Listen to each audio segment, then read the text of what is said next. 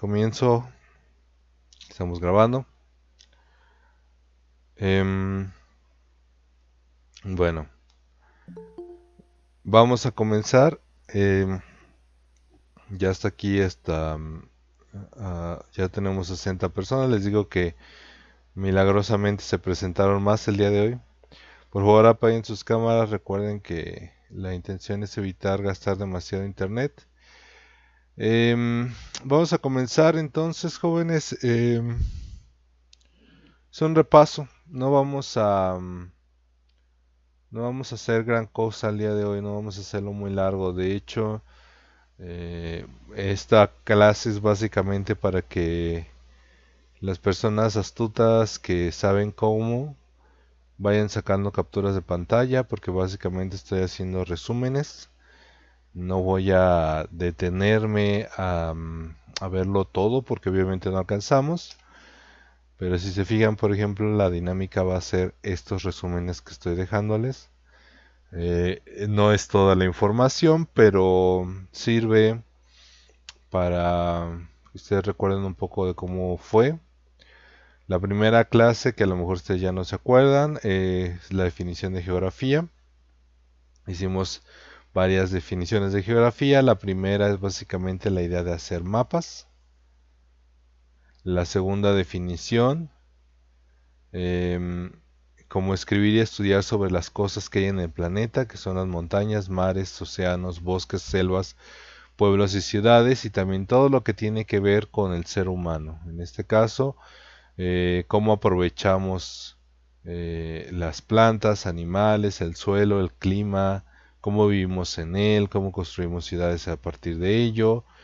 Entonces, una de las definiciones más claras y más útiles para esta materia es esta última. La geografía es el estudio del espacio humanizado. No les pido que escriban todo esto, no les pido que tomen la nota. En teoría, ustedes ya la tienen. Ujú. Estamos viendo esto ahorita porque esto les va a ayudar para los que van a hacer el trabajo de evaluación.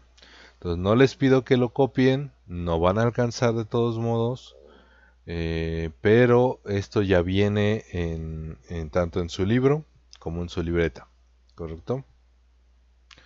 Los que saben tomar captura de pantalla es mucho más sencillo porque esto les va a servir como para tener la nota. Y para las personas que no alcanzan o que están copiando, pues no se preocupen porque de todos modos subimos el video eh, hoy mismo, yo creo, espero, depende del tiempo que tenga. Y pueden detener el video justamente en estas diapositivas, ¿correcto? La segunda clase hablamos del espacio geográfico, sus características, ¿sí? El espacio geográfico, pues básicamente tiene estas 5 características. Es localizable, ajá, podemos llegar a él. Distribuido, que significa que los elementos naturales y urbanos están ubicados de una manera diferente dependiendo del lugar, del espacio. Ajá. Esto nos habla también de la zona rural y la zona urbana. También la característica de que es diverso, que tiene una gran combinación de elementos naturales, ¿sí? De personas con diferentes razas y su forma de ser.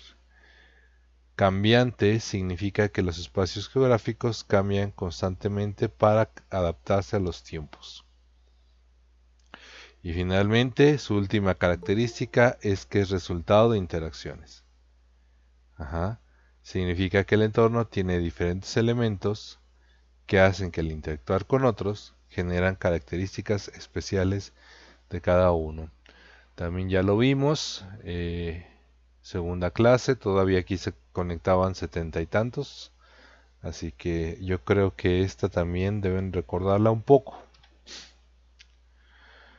Las categorías de análisis espacial,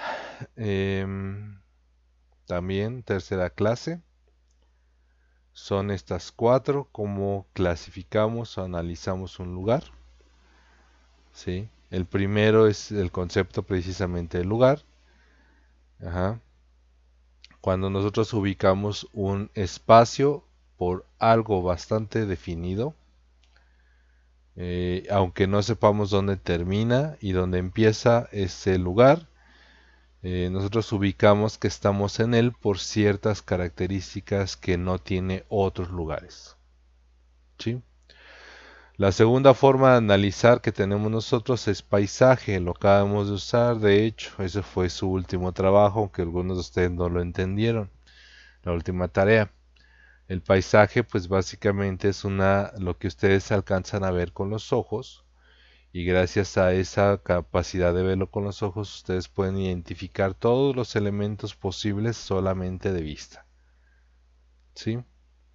Entonces, en un paisaje ven los elementos naturales, el clima, el suelo, el agua, la gente, la ciudad, la que se dedican, todo lo podemos ver con un paisaje, aunque no lo podemos analizar con detalle. Una tercera forma de analizar un espacio es entendiéndolo como región, que es una fracción de la superficie terrestre que se extiende en un espacio determinado. Ajá, que tiene alguna característica especial. Por ejemplo, una pradera, un bosque, una ciudad, ¿sí? Y finalmente el territorio pues tiene que ver con la política, tiene que ver con las fronteras, tiene que ver con las leyes, tiene que ver con las personas y las formas de vivir que tenemos ahí, ¿correcto? Esta es la tercera clase, yo espero que se hayan acordado un poco. Vamos a la cuarta. Los componentes del espacio geográfico son estos cinco, ¿sí? Sus componentes naturales, que es lo que hemos estado viendo en todo este mes, que es el suelo, la forma del suelo, el aire, el clima, el agua, la vegetación y la fauna. Todo lo que hemos visto en este mes. Lo que vamos a ver a partir de terminando la evaluación es lo siguiente: los componentes sociales, los habitantes, qué edad, qué género tienen, distribución, crecimiento, migración, etcétera. ¿Sí? Todo lo que tiene que ver con la gente y por qué la gente vive en un lugar. ¿Sí? La tercera son los componentes culturales, son la manifestación de costumbres y tradiciones, también lo vamos a ver más adelante, y se refiere a las lenguas, religiones, costumbres, tradiciones, formas de ver el mundo. ¿Sí? Cuarto componente económico es la forma en la que la gente consigue cómo comer, la comida, el refugio, o específicamente para nuestros mundos modernos, el dinero para conseguir ellos. ¿Correcto?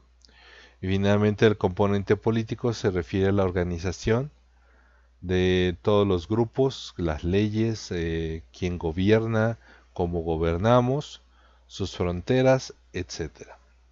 Todo esto lo veremos más adelante, ¿sí? Si ustedes recuerdan, también vimos lo que son las Maestra, se me representaciones. fue el internet. ¿Y cómo me puedes hablar? Si se te fue no podrías estar conectado. Correcto.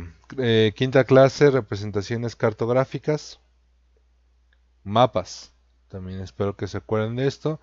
Esto posiblemente les costó un poco más de trabajo, así que me voy a detener un poco más aquí. ¿Sí?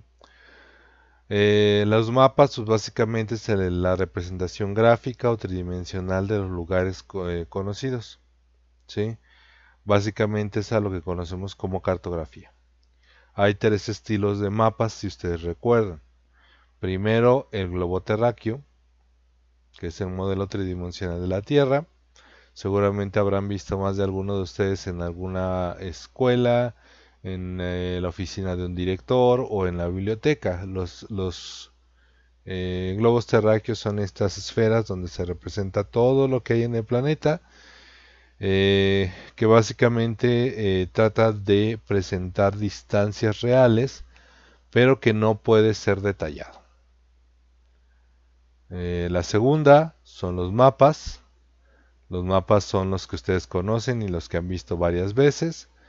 Son planos en hoja de papel, donde ustedes pueden ver tanto todo el mundo como una pequeña porción del mundo, dependiendo de lo que ustedes estén buscando.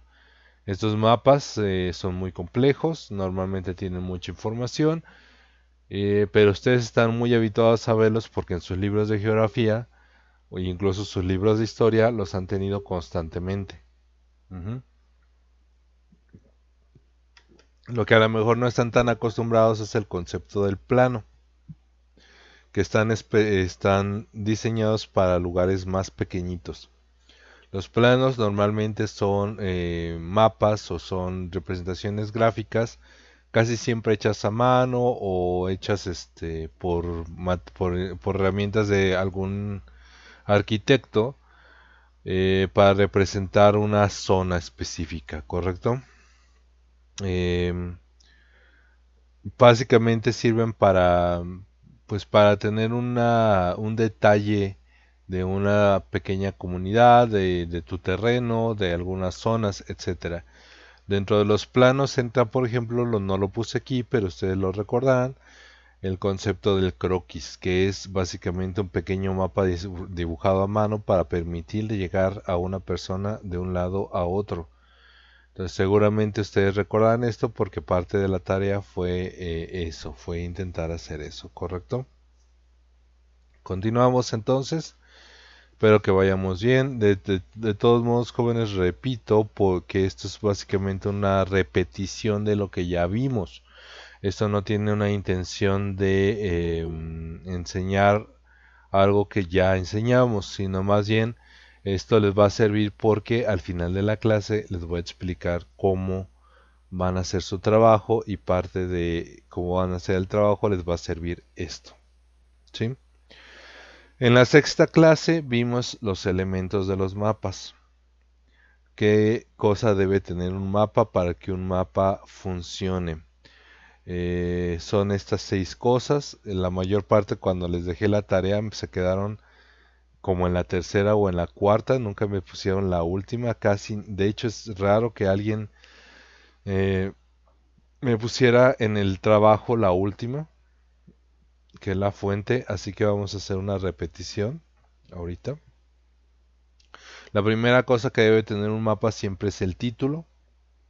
Tiene que decir de qué se trata el mapa, ¿sí? Qué es lo que representa, dónde está representando también. Un mapa sin título es un mapa equivocado porque incluso un mapa que ustedes pueden pensar que ya conocen porque lo han visto varias veces, puede no estar representando lo que ustedes creen que representa. Así que hay que tener cuidado siempre de leer qué es lo que estamos viendo, ¿sí? La segunda es la leyenda, que básicamente es un cuadrito que les presenta la información bien concreta de lo que se representa. En ese cuadrito también se representan de qué manera ponemos los datos de cada lugar. Círculos, figuritas, dibujos, colores que nos permiten identificar qué es lo que vemos, ¿correcto? La orientación siempre la vamos a tener también en un mapa, es casi siempre una flechita que nos dice para dónde está el norte. Normalmente siempre ubicamos el norte geográfico por tradición, ¿sí? Las coordenadas geográficas tienen que ver con los paralelos y meridianos, que no vimos muy a detalle porque no teníamos que verlos, pero los paralelos y meridianos son las cuadrícula que rodea el planeta que nos sirve para ubicar un lugar gracias a precisamente digamos, la parte en el plano cartesiano. Digamos, las coordenadas geográficas sirven principalmente para comparar el lugar donde estamos en comparación con otros lugares en la misma línea imaginaria, ¿sí? Y nada más sirve como un punto de referencia normalmente, ¿correcto? Las escalas nos dice cuántas veces ha sido disminuido un lugar para poder caber en esa hoja de papel. ¿Sí? Cuántas veces se ha disminuido y cuánto representa cada cosa, cada distancia. Y finalmente lo que nunca me pusieron, porque y esto va a ser una de las cosas que más va a importar cuando ustedes vayan a estudiar una carrera superior, y se me hace raro, se me hace muy chistoso que ustedes hayan ignorado esta específica, eh, digamos, información. La fuente es de dónde sacamos la información. Cualquier trabajo, cualquier trabajo decente, cualquier trabajo de investigación decente debe tener fuentes. Si la fuente no existe, el trabajo siempre te lo pudiste haber inventado, y la intención obviamente es que nunca te inventes un trabajo. Un mapa solamente es fiable si sabemos de dónde proviene. ¿Correcto? ¿Preguntas hasta aquí? ¿Dudas? Bueno, no, realmente no es necesario que me contesten. Finalmente esto es un repaso. No tienen ustedes, no creo que tengan dificultad. ¿Sí? Séptima clase es la tecnología para el estudio de la geografía. ¿Sí? Para la geografía usamos principalmente dos cosas, y también ya lo vimos: fotografía e imágenes satelitales. ¿Sí? Las fotografías, ya les expliqué, normalmente no se usan básicamente máquinas, actualmente se usan por ejemplo drones, ya se los explicaba, para tomar fotos desde arriba o oblicuas o inclinadas. Desde arriba sirven para generar imágenes muy parecidas a los planos. ¿Sí? Nos permite identificar cuántas calles hay en un lugar, qué distancia hay entre un punto y otro, etcétera. Básicamente es la foto que se toma exactamente desde arriba de nosotros para saber cómo están dibujadas las calles. Las fotos inclinadas se toman básicamente en un ángulo de 45 grados, ¿sí? Con la intención básicamente de permitir ver el relieve. No solamente ver la distancia o ver la forma en la que está dibujado el terreno, sino también la intención es básicamente poder ver qué alturas tenemos, cuántos edificios hay, cuáles son las calles, etcétera. ¿Sí? La combinación de las dos fotografías actualmente es lo que nos sirve para tener ubicado los mapas digitales como los que tienen en Google Maps. Ujú. Aunque Google Maps se apoya también con la imagen de satélite. Los mapas de mayor precisión son hechos con ellos. Son capaces no solamente de tomar fotos muy precisas, sino de escanear la zona. ¿Y cómo la escanean? Por medio de funciones parecidas al radar. Gracias a ellos y a la computadora que traen en su interior los satélites, se permiten normalmente hacer modelos tridimensionales de la zona. Y de esa manera saber qué altitud tiene un lugar, qué relieves tiene un lugar, qué profundidades tiene un lugar, para hacer los mapas más precisos. Actualmente, la mayor parte de los satélites se enfocan en hacer satélites para el GPS, para el sistema de posicionamiento global. ¿Sí? Que no vimos muy a detalle porque francamente estaba más preocupado porque vieran otras cosas que esto. ¿Sí? Estas 7 clases, jóvenes, son las 7 clases de la unidad 1. ¿Sí? Son las 7 clases de la unidad 1. Del trabajo que vamos a hacer y que voy a explicar a partir de ahorita, solamente me van a escoger una de estas 7 clases. ¿Correcto? Cortita la sesión para que ustedes me hagan preguntas sobre cómo van a hacer el trabajo si tienen dudas. Porque yo lo que no quiero es que me hagan trabajos mal hechos. Un trabajo mal hecho se los voy a regresar de inmediato. Entonces, por eso es que estoy haciendo un repaso general muy rapidito para que ustedes puedan hacer esto. ¿sí? ¿Qué es lo que van a hacer de evaluación? Lo que van a hacer de evaluación es un pequeño ensayo. Para aquellas personas que no sepan qué es un ensayo es un texto escrito por ustedes, ajá, donde ustedes explican lo que ustedes entienden, ¿sí? Sí, dan datos sobre lo que yo les pregunto, pero una de las funciones principales del ensayo es que yo pueda ver en su texto, en lo que me escribieron, qué es, qué tanto entendieron sobre el tema realmente, ¿sí? El ensayo que les voy a pedir o este trabajo escrito que les voy a pedir tiene que ser mínimo de una cuartilla.